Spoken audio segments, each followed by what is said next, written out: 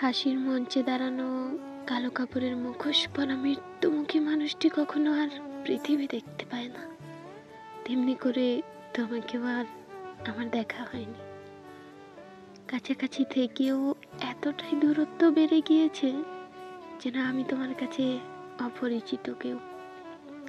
কাউকে ফাঁসি কাঠে ঝোলানোর আগে তার শেষ ইচ্ছে জিজ্ঞেস করা হয়, কিন্তু আমি তোমার কাছে জীবিত থেকেই মৃত হয়ে থেকে গেছি। শেষ ইচ্ছে তুমি জানতে চাওনি, কারণ তুমিও জানতে শেষ ইচ্ছে জিজ্ঞেস করলে তোমাকে চাইব।